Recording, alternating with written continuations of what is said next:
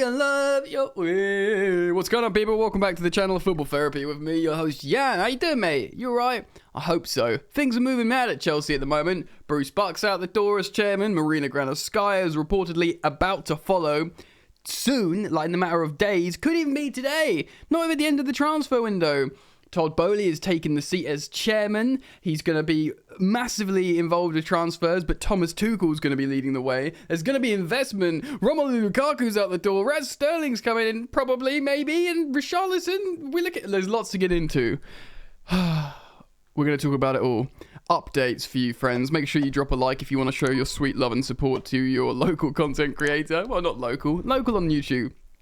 Thank you for subscribing. You are all welcome to, of course, and the perfect opportunity to let you know this video is brought to you by SPITCH. Ding, ding, ding, ding, ding.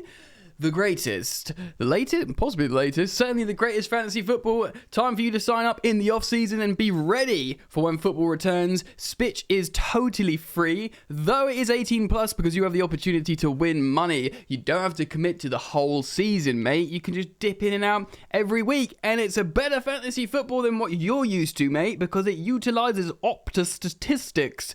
Thinking man's fantasy football. That's what you want. That's what I want. SPITCH is a wicked platform. Do check out. Go sign up. Click the link in the top of the description so you are ready to prove your worth as a football manager against other managers from across the world. I look forward to seeing you there. Ding, ding, ding. Click link in description. Bink. And we're back in the studio, ladies and gentlemen. So we're got loads to talk about. First and foremost, Romelu Lukaku does look like that's imminent in terms of the loan return to Inter. Slightly more favourable terms than initially stated for Chelsea. We are looking like absolute mugs. Regardless, there's no escaping it. We're going to be losing money, quite a fair amount. Maybe not as much as we first feared.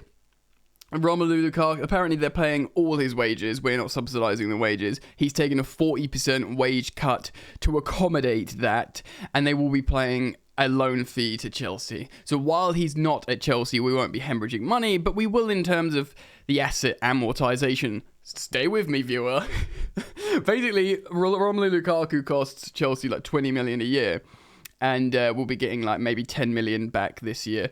So we're losing 10 million. But it's worth paying 10 million to not have a toxic influence in the dressing room. And that's not me slagging off Lukaku. I mean, the fact how it's not working, it becomes a toxic influence. That's not, I'm sure Lukaku would train well. I'm sure he wouldn't like argue or kick up a fuss. But the situation has become toxic. So by all accounts, this loan is imminent. One thing that's disappointing me is it turns out there is it's rumoured, reported, speculated that there won't be an obligation to buy, which is all of a disappointing. Chelsea would still lose money regardless, but an obligation to buy would put Chelsea in a stronger position, as in because he's going to be getting older, he's going to be worth less and less. If there was an obligation to buy for £60 million after a 10 million loan fee, we'd get 70 million back. And we'd have to just swallow 27.5 million, which would be bad. This is all speculation, of course, which would be bad, but not the worst. So we just really got to take the L.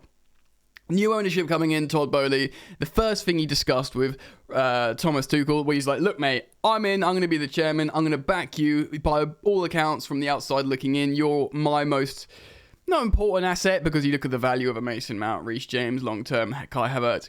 But right now, the thing that I need protecting most is you as a manager, because I want to build around you. I'm going to give you all that I want that's in power. Now, I'm going to reference a couple of things Matt Law said today on the Londoners Blue podcast, friends of mine. I do urge you to go check out that podcast. It's great. Matt Law spoke about this. He talks about Marina Granovskaya going out the door. Of course, Petr Cech, something that we reported on or reflected on here, recently interviewed, said he's looking forward to Lukaku's second season, saying, look, he started great, we had problems, he can be great for us next season.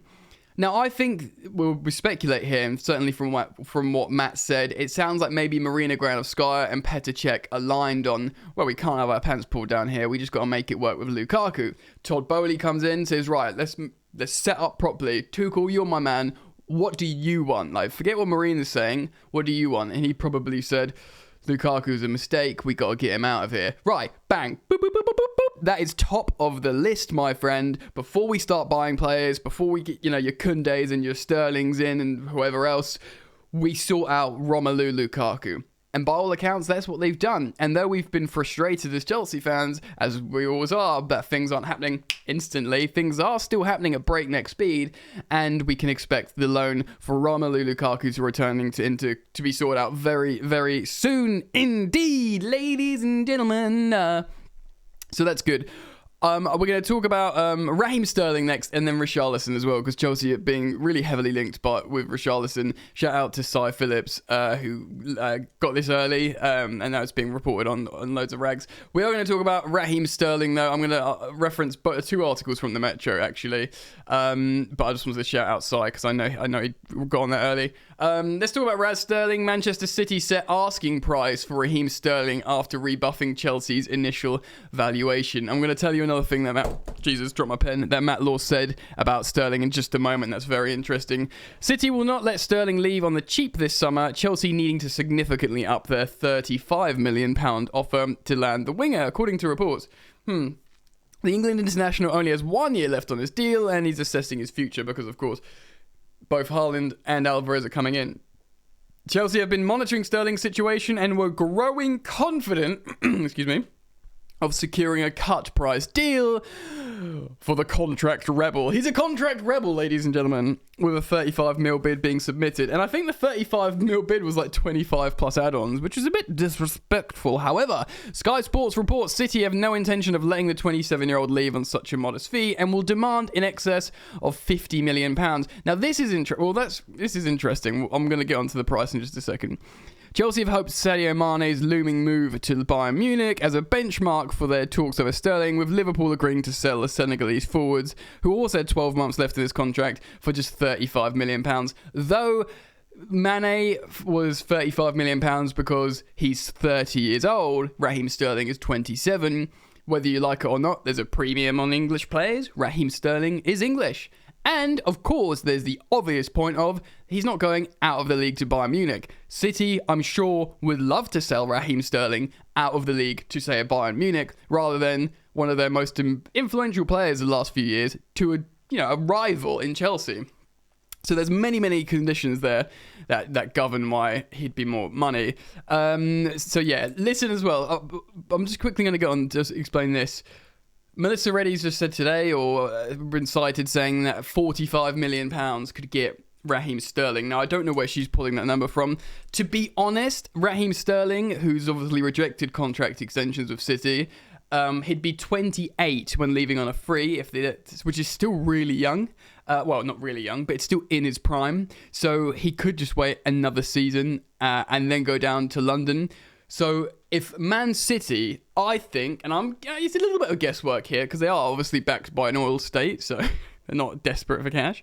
But if you said to Man City, who are under the microscope generally with FFP, especially since their problems with UEFA, if you said to them, right, here's what's going to happen.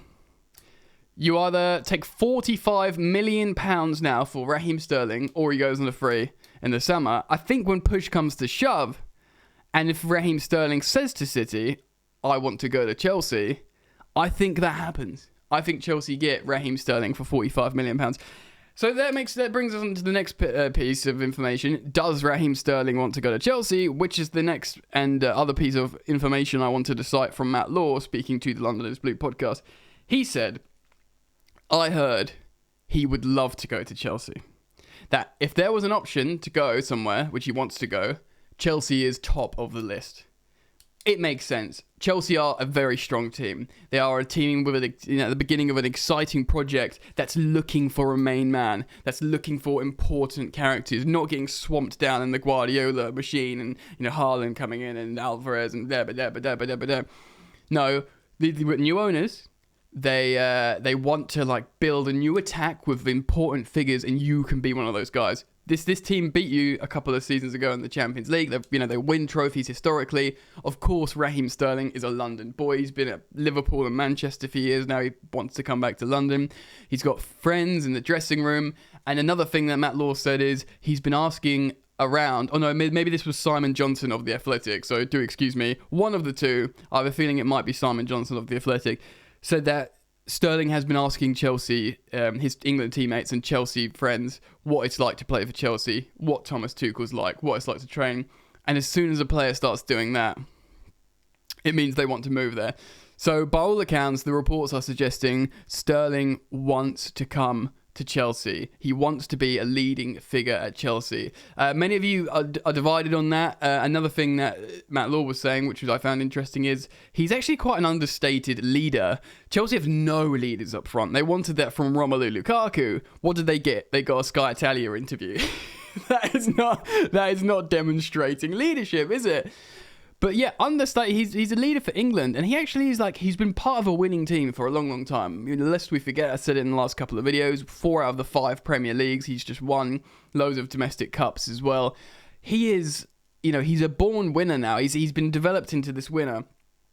And he's a leader. He's a leader for England. He's been a leader for Man City. He's worn the captain's armband for England. He speaks well off the pitch about racial equality and stuff like that. And he's homegrown, which is always worth something. He would be a good signing, Raheem Sterling. And what if he's consistently scored goals, not mental amounts, but he's consistently contributed and worked hard. That is a valuable asset. This is not Chelsea spending 70, 80, 90 million on, Sterling with 4 years left on his deal from City. And then we're like, oh, why are we spending that money? No, this is possibly £45 million, and knowing that he's going to add that sort of regular, sensible input.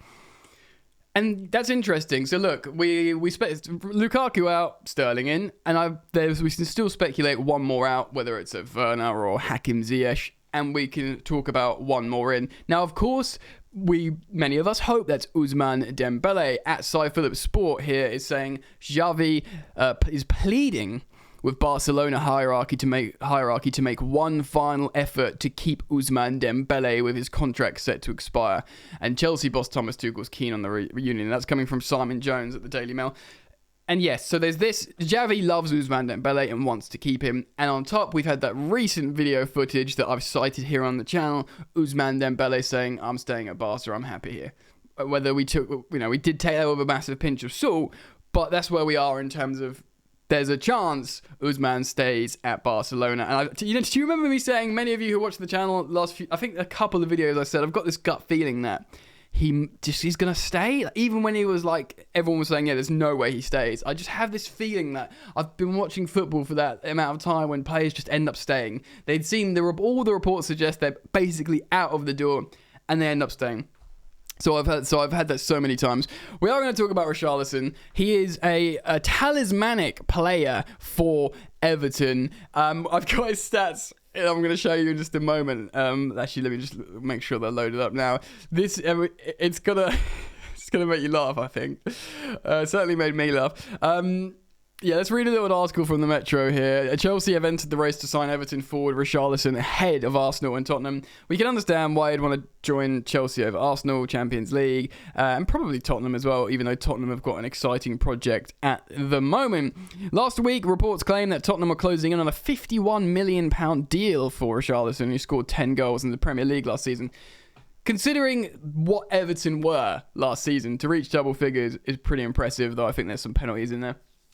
Arsenal have also included Richarlison on their shortlist, with Mikel Arteta looking to improve the attacking options, but it looks like Gabriel Jesus is going to end up at Arsenal. According to the Mail Online, Chelsea will now consider a move for Richarlison once Romelu Lukaku completes his loan back to Inter. Now, if people were frustrated that Lukaku's not a mobile, hard-working forward to play down the middle by himself, Richarlison absolutely is.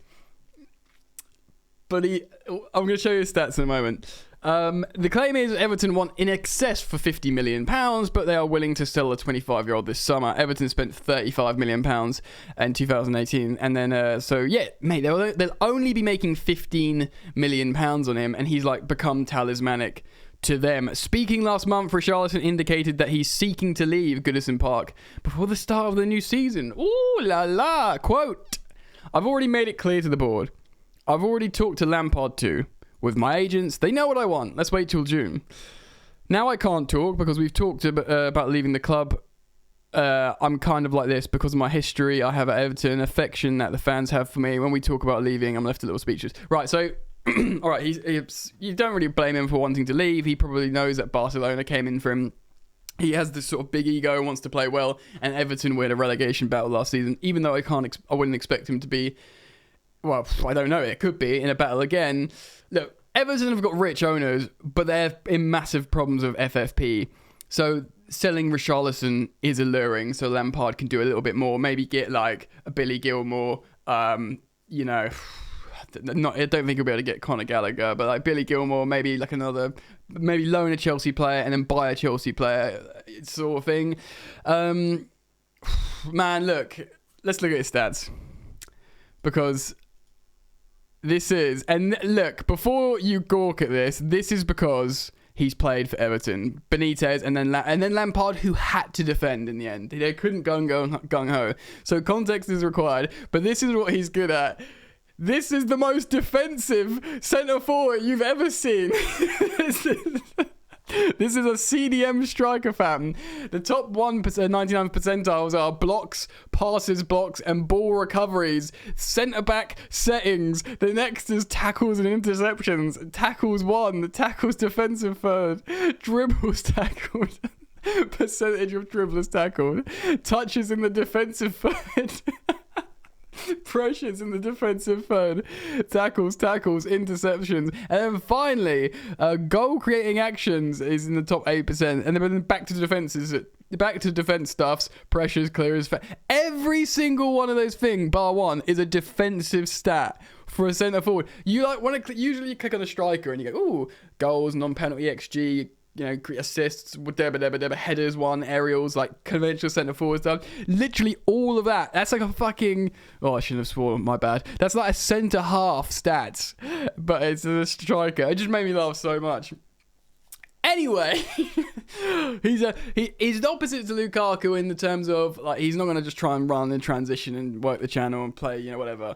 He'll work really hard for the team, and maybe if Chelsea now are like, look, we're cursed, we're going to stop trying to get goals out of our centre forwards. What do we want out of us? Because that's kind of like Roberto Firmino. He was like the defensive pressure false nine for Liverpool when Salah and Mane were cooking.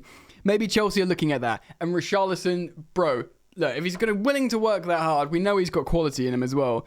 Maybe that's just perfect for the Premier League top end to really get the quality out of midfielders, wing backs. Like, Firmino supercharging the two wingers at Liverpool. Richarlison supercharging whatever, Sterling and Dembele or Sterling and Mount or something. And then wing backs on top. Maybe he's perfect.